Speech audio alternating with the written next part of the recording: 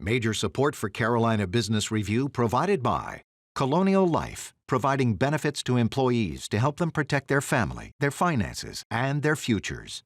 High Point University, the premier life skills university, focused on preparing students for the world as it is going to be. And Sonoco, a global manufacturer of consumer and industrial packaging products and provider of packaging services with more than 300 operations in 35 countries. From mask mandates to opioid settlements to children and social media, South Carolina's Attorney General Alan Wilson is engaged in all of it. I'm Chris William, and welcome again to the most widely watched and longest running program on Carolina business policy and public affairs, seen each and every week for more than 30 years here in the Carolinas. In a moment, we will start this week's discussion, and later on, he is the top law enforcement official for the Palmetto State. Alan Wilson joins us. Stay with us. Gratefully acknowledging support by Martin Marietta, a leading provider of natural resource-based building materials, providing the foundation upon which our communities improve and grow. Blue Cross Blue Shield of South Carolina, an independent licensee of the Blue Cross and Blue Shield Association. Visit us at southcarolinablues.com. The Duke Endowment, a private foundation enriching communities in the Carolinas through higher education, healthcare, rural churches, and children's services. On this edition of Carolina Business Review, Antjuan Seawright from Blueprint Strategy, Aaron Nelson from the Chamber for a Greater Chapel Hill-Carrboro, and special guest, Alan Wilson, South Carolina Attorney General.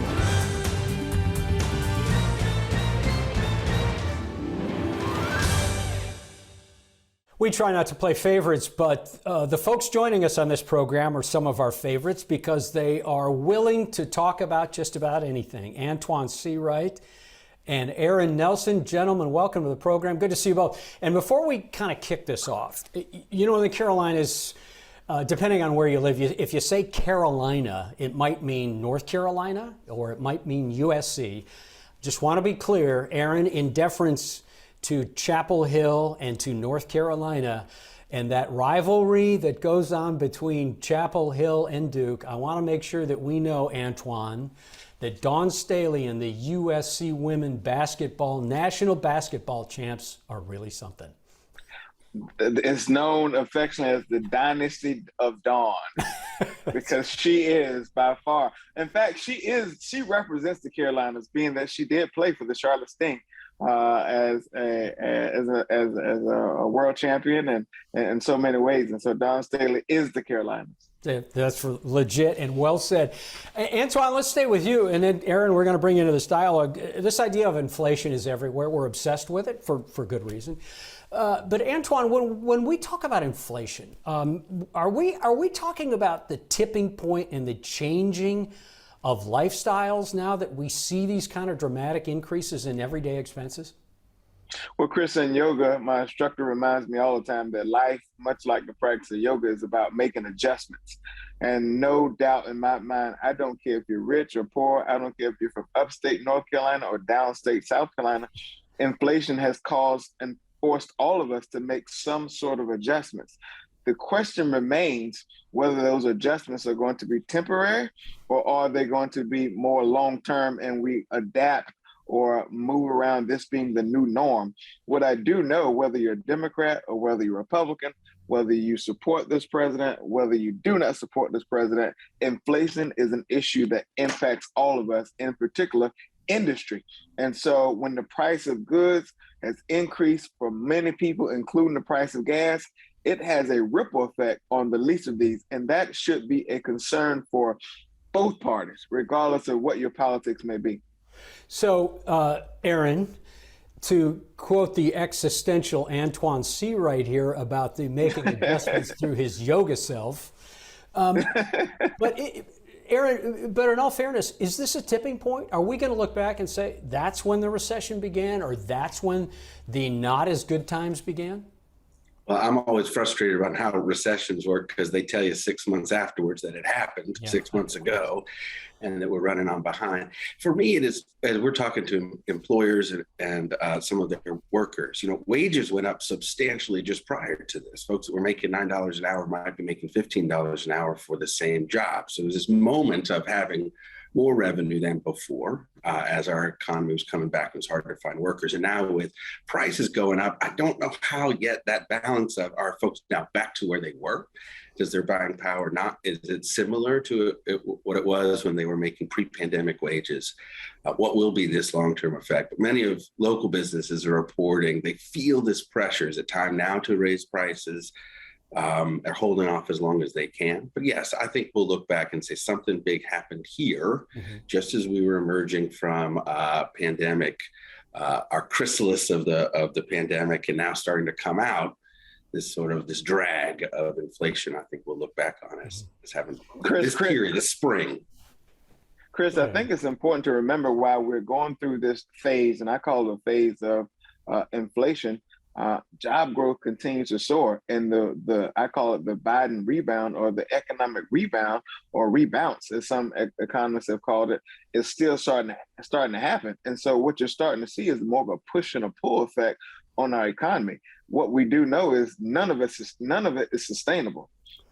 And that's going to be the reality that some of us have to face. What happens next? How do we get back to this new sense of norm? And what does norm look like, in particular for regions like the Carolinas, both North Carolina and South Carolina?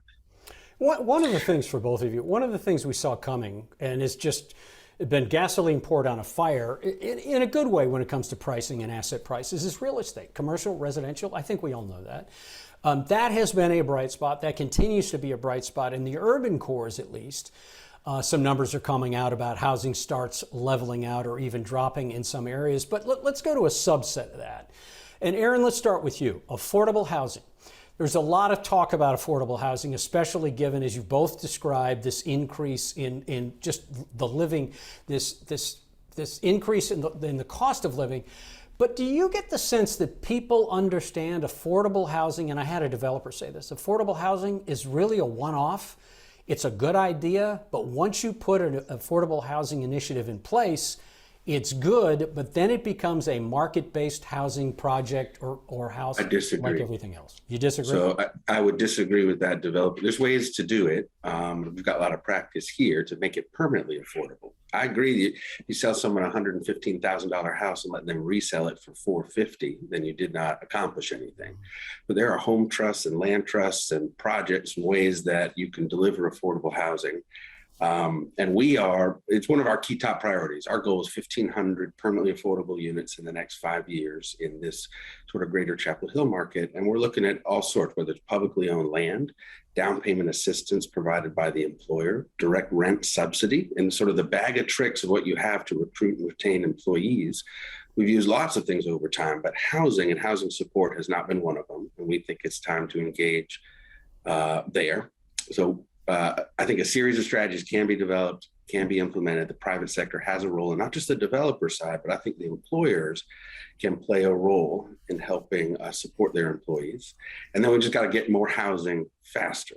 So adding supply, I think, will have big impact. Luckily, this is the ghost of Christmas future we've seen happen in other places, right? We can go to Vail, we can go to Boise, Idaho right now, California, other places on how they address this.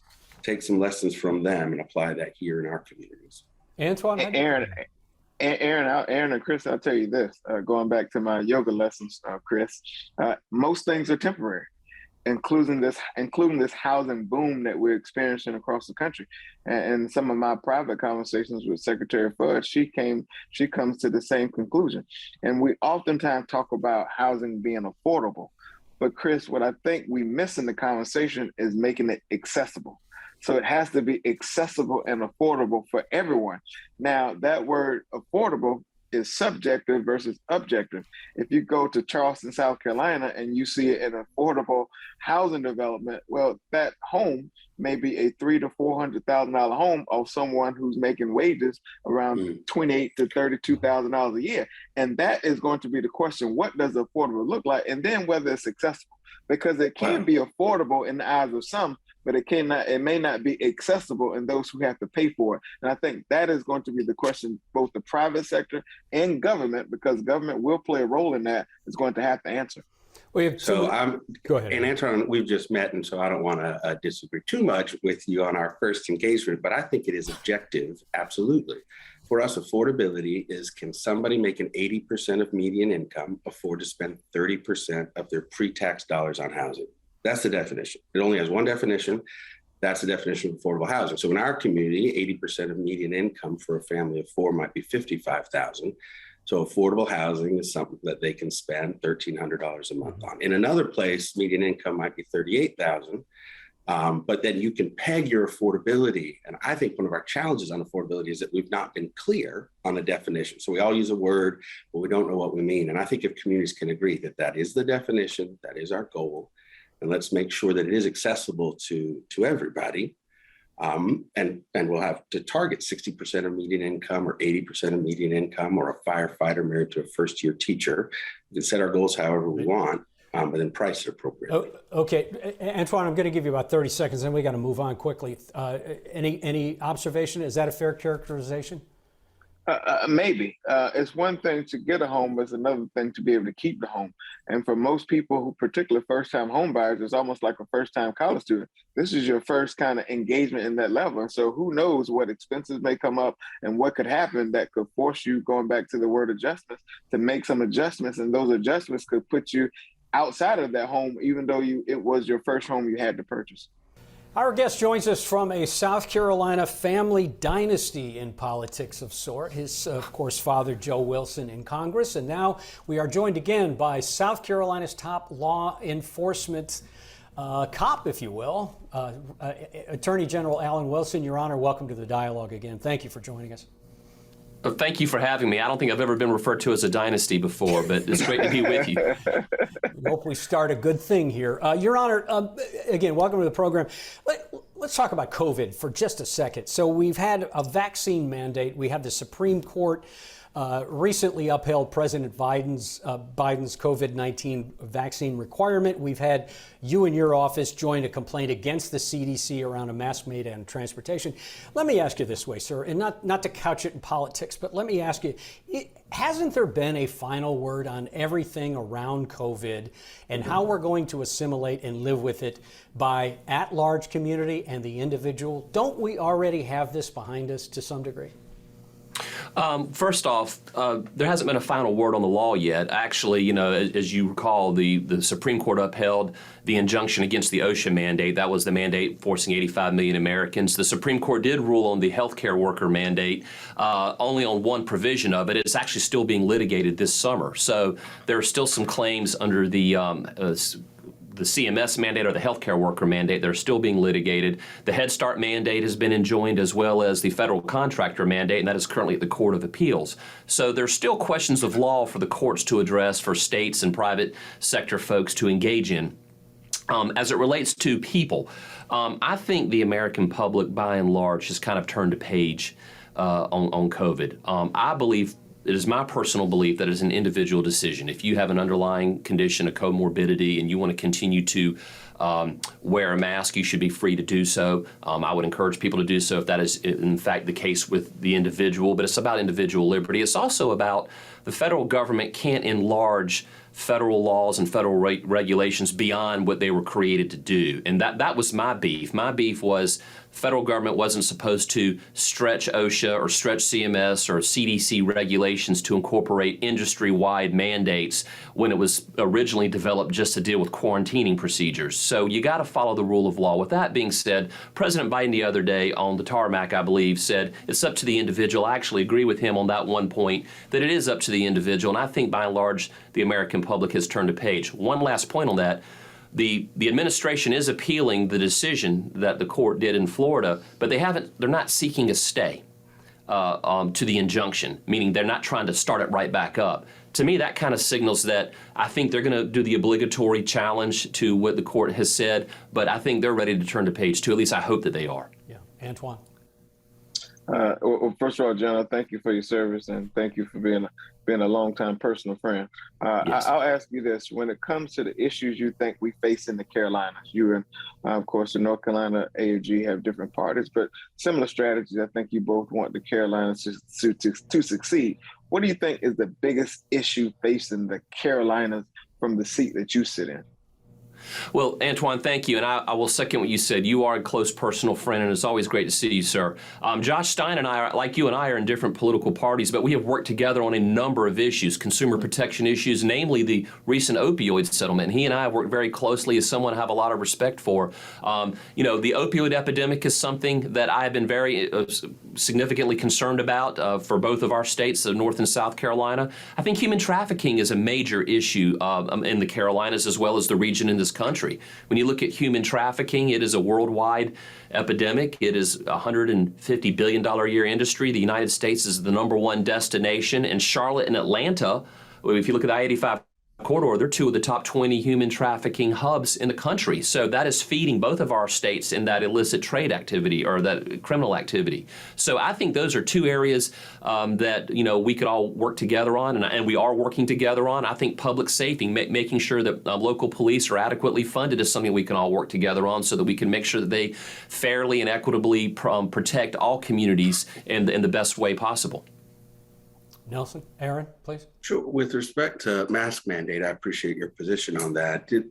How do you think that view of its personal choice should apply to vaccination?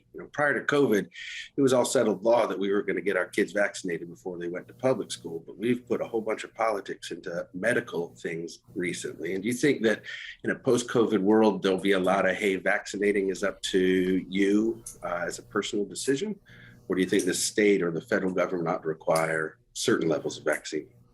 Well, the federal government does not have the legal authority to do a nationwide vaccine mandate. All the vaccine mandates that all of us are old enough to have received when we were in grade school coming up over the years, those were done at the state level. Those are under state police powers, and whether you agree or disagree with that, that is something that the states are allowed to do.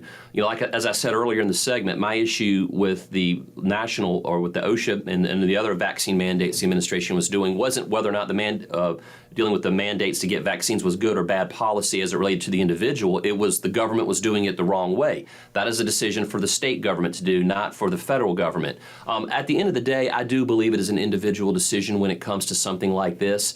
Obviously the states have within their police power the ability to have those type of mandates, but those mandates are voted on by the people's elected representatives, not by unelected bureaucrats in a far-off city in Washington. So I think you got to do it the right way, but I'm always going to err on the side of individual liberty and parental choice and how to raise their children.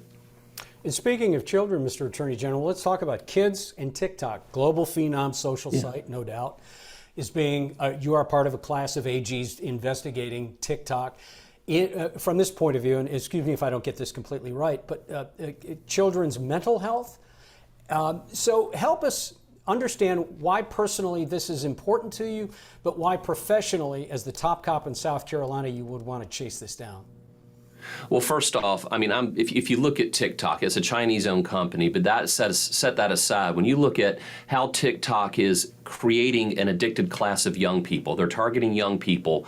And remember, TikTok makes its money on views and the number of people that are engaging in the content. And when you go to TikTok and you type in certain search terms, it's always going to direct children to sometimes inappropriate. It could be drug-related, sexualized content that has them keeping them on the platform longer. And that is what TikTok is seeking to do. And so we have concerns, and it's a bipartisan concern. Many Republican and Democratic AGs are talking about this. We are asking for TikTok to show a lot of transparency. First off, give parents the right to have parental controls to eliminate that type of content from kids, and also show us, how you are directing children to that type of content. We want to make sure that they're not violating rules that are directing kids to look look at content that would be illicit or illegal or inappropriate and give parents the control to be able to moderate that type of content for their children. And those are some of the issues we're investigating right now. And what kind of compliance are you getting from this Chinese-based phenom? Well, right now we are in the initial investigative stages. We're obviously, there's some CIDs outstanding. There's some letters being sent out. We're waiting. It's a huge company. It's a large number of states, and it's a large number of questions to be asked. So what we're trying to do is give them an opportunity to respond to our queries, and then we can move on from there. Antjuan. General, just as a point of follow-up, if you can put some background color to this, does it stop with TikTok, or do you think this bleeds over to other, I would say, internet-based programming that could be harmful or detrimental to children in some way, shape, or form? Antjuan, I couldn't agree with that question the way you asked it. I do think it does bleed over into other platforms. Obviously, I tell people all the time, if you download an app on your phone and it's free, you're the product. That's what they're buying and selling, is the individual. And so we obviously, people have a right to do whatever they want, but when it comes to young children, when big tech companies are writing algorithms that are designed to get kids addicted to their platforms, they stay on the platform longer, and they're getting them addicted by directing them to content they should not be directing kids to, that's a real problem for me. And I think we need to make sure that parents have a role and have the ability to moderate that type of content. But we also want to make sure that corporate citizens in the big tech arena, in that industry, are being responsible with the power they have over our young people. As well said. I have 2 in high school right now, and I don't recall ever that I signed whatever document you're supposed to sign where you agree that you could sell and buy the data. I don't know how my 11-year-old had the legal authority to consent to that. Is that part of what you're asking? Is how, they're asking children to sign these documents essentially when they download the app. Is that part of the problem? It's going to be part of an entire rubric of questions and investigative areas we're going to be looking into. Absolutely. Again, we want to make sure parents are part of the solution, but we also want to make sure that the company is not doing things inappropriate and violating particular laws at the state or federal level. And so we're going to be looking at them in a number of different ways. I don't want to project too much what we're looking at, but we are asking a voluminous amount of questions of this company. And as Antjuan alluded to, we are looking at other social media giants out there because, again, they have created the new public square, and they're creating a public square that I don't think is always very safe for young people. Young people have too much access without parental involvement into some of these areas. And I think I tell parents all the time, would you trust your kids to go around the world by themselves? No, but you trust them to go around the World Wide Web by themselves. And that's the problem. We got to educate parents. We got to educate kids to be good citizens of the digital internet. And then we got to make sure we empower parents, and then we put the appropriate constraints on big tech companies from trying to create an addictive platform that really just manipulates our kids. So you're really talking about these social sites that we've all heard about, that all been called to testify before Congress. I'm not asking you to weigh in on this personal opinion or even professional opinion, but as Elon Musk looks at taking Twitter private, does that change the dynamic when it comes to a social site as well? Would that raise a red flag for you? For Elon Musk taking over Twitter? Whether it's him or someone else, or just a single owner that can control editorial content. Well, from everything I've seen with Elon Musk, he is trying to take over Twitter to open up, Twitter to make speech more free. And I can't find a tech company that's out there that we can all talk about that isn't owned by an oligarchy, if you want to call them that, a bunch of billionaires. So, to me, the billionaires that are running Twitter now seem to be, and again, there's 2 different issues here. It's free speech and making sure content is fairly, and the content regulations by big tech media companies like Twitter are being applied fairly and equitably across all ideological spectrums, and how these companies are also targeting kids. One is more of a consumer issue, the other is more of a free speech issue. So I like the fact that Elon Musk is out there shaking things up. I encourage him to do that. I appreciate the fact that he has the ability to challenge the status quo at Twitter. Whether or not he's successful remains to be seen, but that doesn't concern me as it relates to free speech, because there's no such thing as a tech company like Twitter that isn't owned by billionaires. It just seems to me that the billionaires currently running Twitter seem to be moderating the content one direction as opposed to fairly. General, I'm going to ask you one quick thing, because it personally bothers me, and I think all of our lives have been or will be impacted by this. And I'll be curious to know what you think your role would be as an AG, not as a Republican AG, but just as an AG in general. This idea of disinformation that has trickled its way into the ecosystem of our everyday lives, and it is running rampant on the internet and in many other places. What do you think your role is as an Attorney General in dealing with disinformation as that becomes the new norm? And as we are forced to make adjustments in this country and in our society. And before you answer that, sir, what would be disinformation, Antjuan? Give us an example of what that is. Pop-up websites or things on social media sites that indicate that, having a vaccine will make you grow a third eye. Okay, all right. Go ahead. Thank you, sir. We have about a minute.